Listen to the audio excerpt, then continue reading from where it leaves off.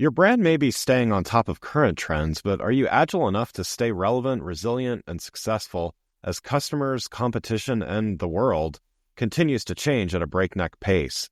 I'm thrilled to share the newly revised version of my first book, The Agile Brand. I'm calling it The Agile Brand Revisited.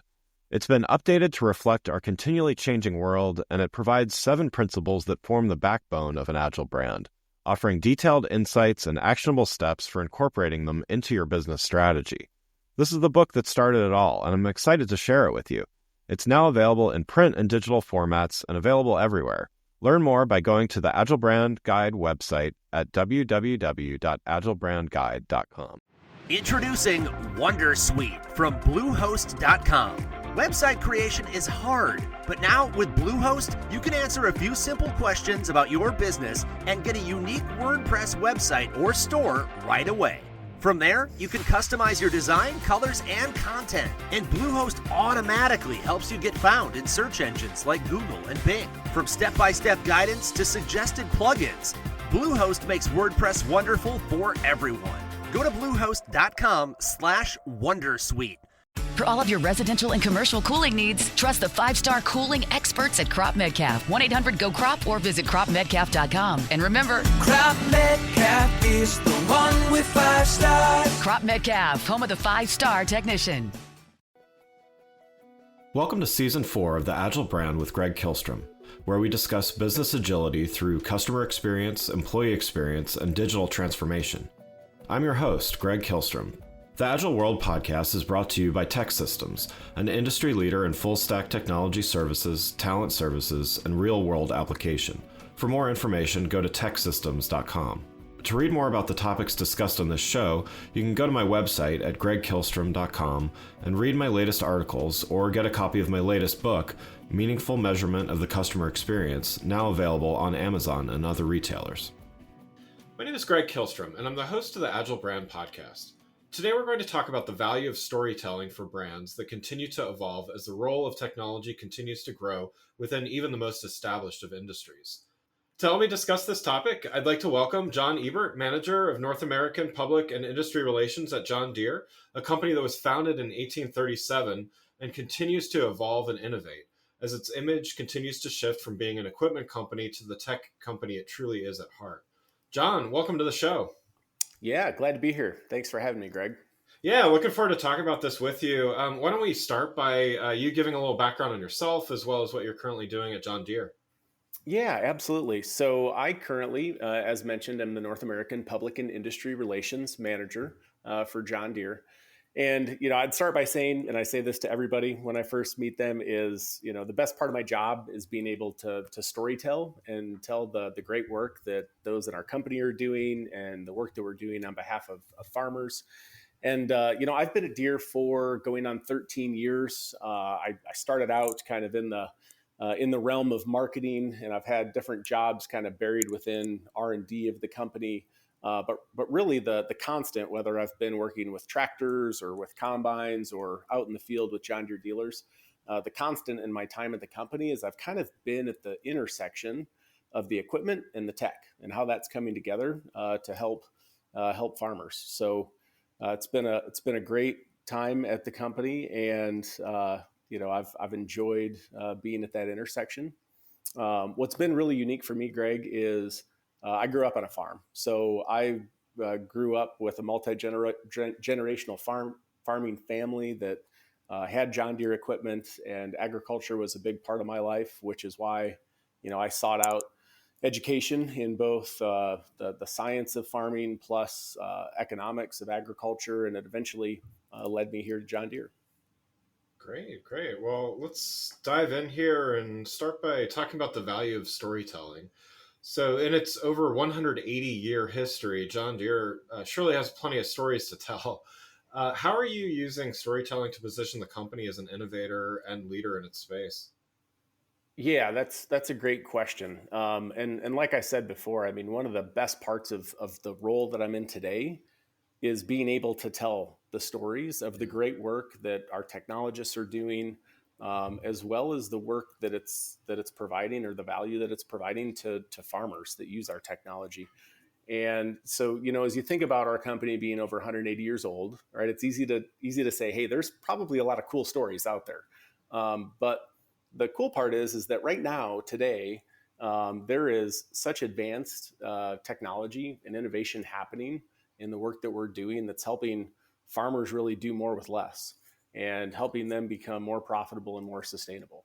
As you think about the value that we're able to unlock for farmers, at the same time, there's innovation that's just core within the DNA of the folks that are working on this technology within our company. And when you kind of can combine like the tough job that farmers have, right? They're faced with challenges each and every day, many outside of their control, like what's the weather going to do today? And then you kind of couple that with the great if you look at like computer vision and artificial intelligence and that innovation, it's not just cool. It's actually technology with a purpose that's helping those farmers kind of control the uncontrollable to make sure they're having more successful outcomes. So where I get to sit in telling that story is that most folks that maybe haven't been to a farm or don't know a lot about John Deere, it really is eye-opening when you start to peel back those different layers to say, wow, like Deere is truly a tech company, and we're doing some of the most innovative things, not only within our industry, but all industries that really are helping farmers do the great work of putting food on our table.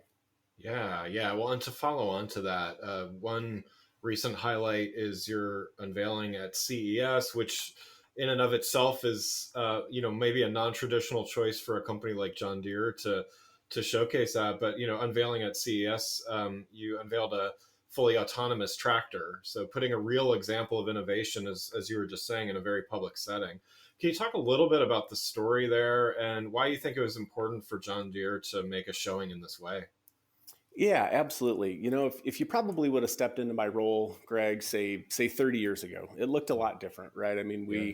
we looked at storytelling, directly to the audience of farmers per se, or directly to the audience of dairy and livestock producers. And what we've done here over the last 5 or so years is we say, how do we shift that story into a way that's going to educate a new audience? Right? Because when you think of who's at CES, it's the technology community, and we believe we've got a pretty powerful story to tell within that arena. So it's been a deliberate shift in focusing our attention on that new audience. So CES has been a great avenue and venue for us to get on tech's big stage at CES and really build relationships with that community. And what it's done for us, I mean, we're on a multi-year, journey of being at CES. This was the third year that we've participated in CES in person, and this year was a very exciting year. We approached it even differently as we brought the reveal of an autonomous tractor to the show. So it was great in how we were able to focus our attention on what not only automation is doing, but the importance of autonomy in helping farmers feed the world. And so you kind of touched on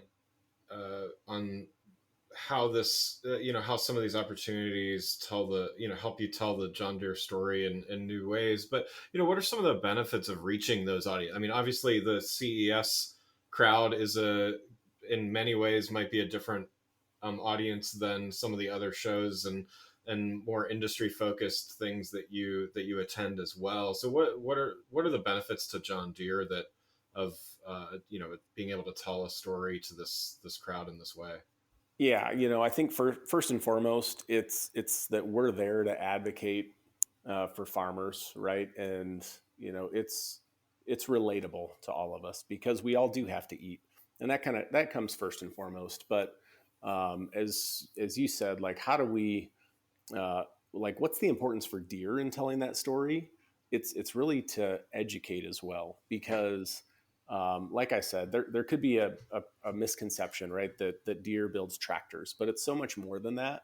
And we've seen that journey over the years that we've been at CES. If I think back to the first time we were at CES, we were kind of tucked away in a closet behind a staircase, and nobody really knew who we were, and we didn't really, know what conversations to have. But the first year we showed up with a booth 4 years ago with a combine, I would say the most interesting stories we would tell at the end of the day were to go around the room and say, like, what's the oddest question you got that day? And so often we would get the question of, why is John Deere here? Like, I know I've seen the brand, I think you guys build tractors, but why are you here? And if you fast forward, Greg, to where we were at this year, there was literally no question that came in that was, why is John Deere here? People were coming into our booth saying, I want to see what you guys are telling us this year and show us the autonomous tractor and what's new and exciting that you guys are delivering for farmers. And so the conversation has just changed so much over the past 4 years. So I really think that opportunity to educate that audience with tech that matters has been just really, really motivating and important for us. That's great. Yeah, definitely. So, having the 180 plus year history definitely has some benefits to it, right? So, you've got a wealth of stories, and even to be able to show that, how you've approached innovation throughout that time period. But, sometimes there's challenges to having such a long history as well. So, what are some of the challenges of having a long history, and how do you overcome some of the maybe preconceived notions that have built up over nearly 2 centuries when positioning John Deere as an innovative industry leader that it actually is? Yeah, I love that question, right? Because I actually look at what you could perceive as a challenge with a company that's been around for, coming up on 200 years as a challenge and being perceived as innovative. But really, Greg, it's about the fact that those challenges are opportunities for us. There really are, as I mentioned before, as you think about telling the story of John Deere being a tech company, I mean, it's real, right? It's authentic. We are a tech company, and we have the proof points that are in market at scale, delivering value and doing some pretty awesome and pretty cool, just crazy stuff. If you were out at the farm and could see it happen in action, so those challenges are really opportunities as we tell that story. If I boil it down though to the farmer, or focus on that, right? I mean, I think there is at times in different circles, there's a misconception around who a farmer is or what a farmer does. And this misconception maybe that farmers have on overalls and pitchforks and, are out like doing stuff manually all the time. That is not the reality of what a real farm is. And so and I'll use CES as the example again, we can't bring everybody that goes to CES to the farm, and we can't have all this cool equipment at every tech show that happens throughout the year. But what we can do is we can start to like unlock different engagements. Like we say we're storytelling, but we're actually just putting together new ways to unlock that story, so that we're kind of breaking that misconception that it's not the farmer standing there with a pitchfork. Like, farmers are consumers too. I mean, they've got smartphones in their pocket that they're managing their farm and their farm decisions from. And it's really fun and engaging to have those conversations at CES and some of the other events that we attend, to do that education and to see the light bulbs go off of what a modern farm looks like and how this technology is helping those farmers do their job, make their lives easier, spend more time with their family, and have a better business and outcome at the end of the year. That's great. So another factor in telling stories is, ensuring authenticity in the stories. So, you need to ensure that the message you're putting out is based on the true culture of the organization, the true direction of the organization. How does the culture of John Deere influence the way that you talk about innovation and agility? This is not a case where we have to go like dig deep, right, to find an authentic story. Yeah. Like, there is just such great work happening within our company. There's such a great purpose and why we're doing what we're doing, and why it makes sense to apply smart technology to machines to do these jobs for the betterment of the world that we all live in. So to go try to find an authentic story within Deere, it's not hard, right? So that part is kind of as foundational. As I think about the culture of our company, and as you look back, 20 plus years ago, we founded a group called the Precision Farming Group. So really, we started out with a couple of engineers back in 1993 that started to figure out, how do we start to put some technology on a machine that's going to help a farmer make better decisions on their farm. And one thing led to another, and it's been kind of an exponential growth of building what we call today a smart machine. Aside from that, we've got really just an environment of we've been doing agile for a number of years. If you go back 10 years ago to our intelligent solutions group, that's the group of folks that do a lot of the software work around our smart machines. If you stepped back into one of their offices 10 years ago, they were doing this thing called agile, right? And we were having hackathons, and so that culture has been growing and evolving over the last 10 years.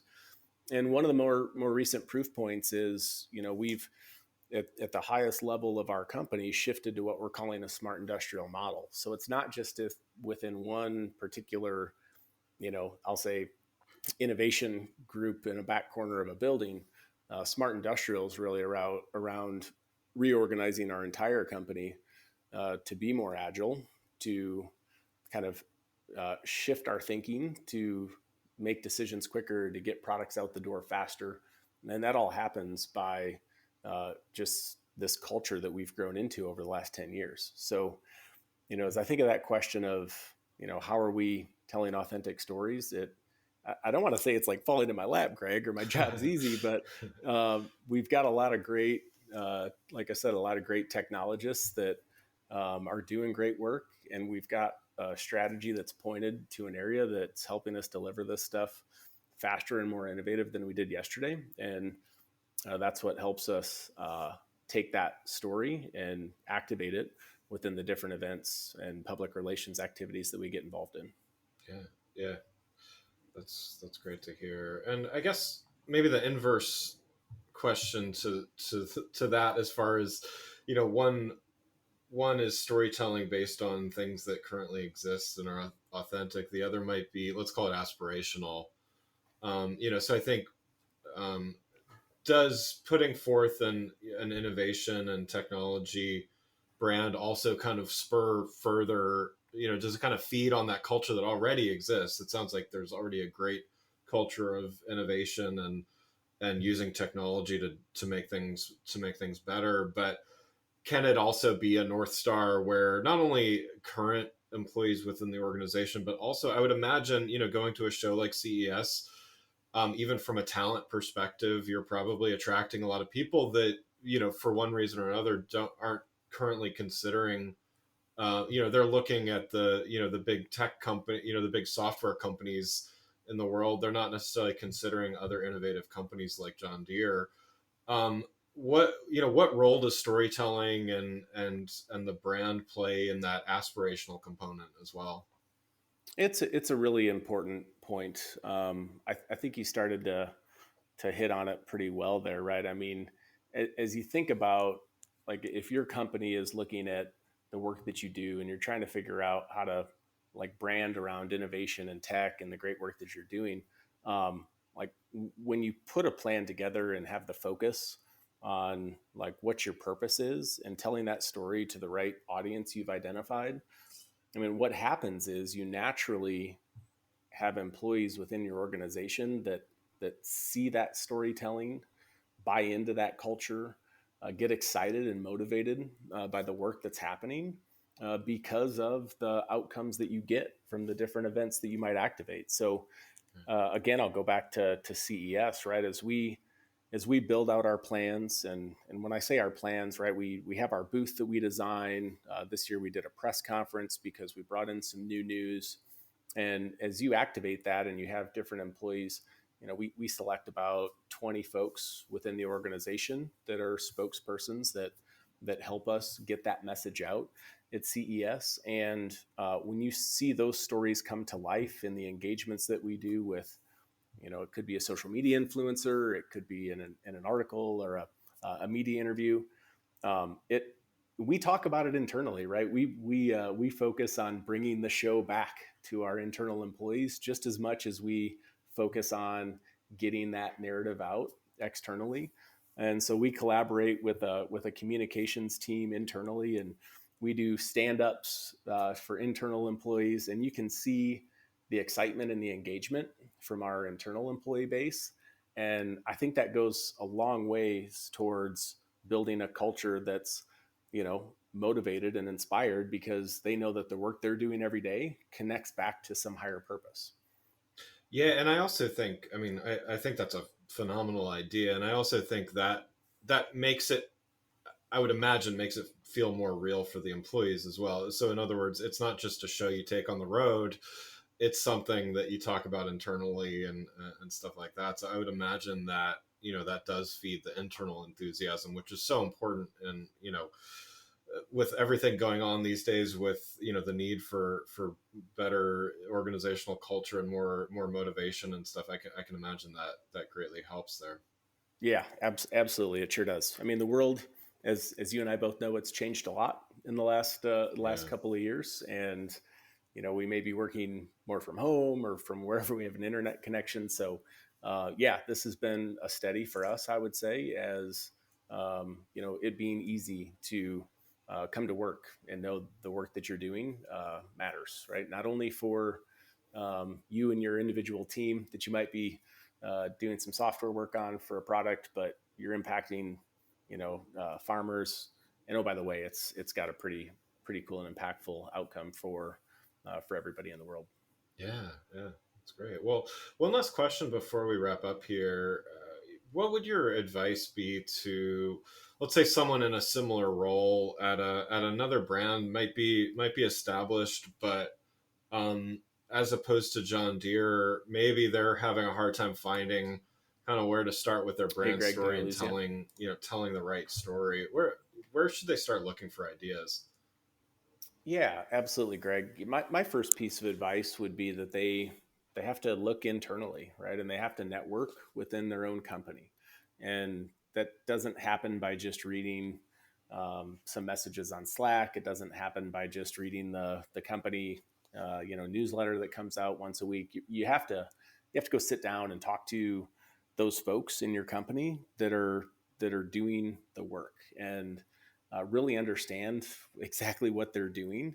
And I guarantee you're going to be surprised within your own company, the types of things that are happening across various functions. And I think as you start to learn, you'll start to form your own consensus on the different stories that you have that are there. And then the other piece of advice would be, think hard about who you're talking to today. Like who is your audience?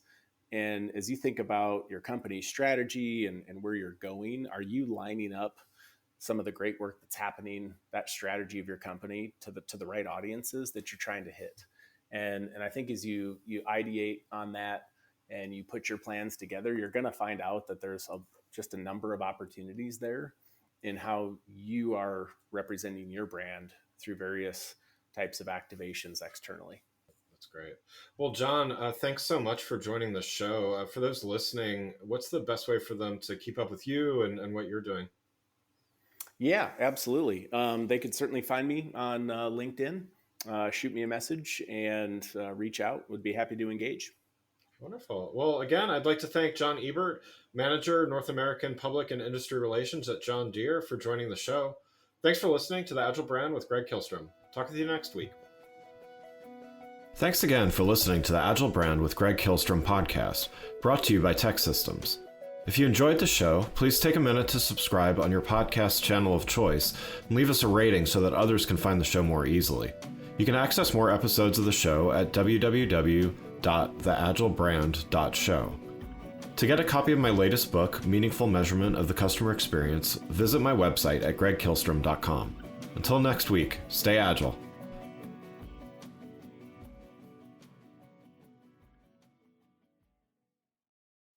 Shaniga Mayos is proud to announce it has been designated a Washington Post top workplace for the 6th year in a row. Chiniga Mayos offers a family-first culture and places a high value on work-life flexibility, which is proven through our industry-high retention rate of 90%. Learn more about our exceptional company values and view our positions at mioscareers.com. That's mioscareers.com.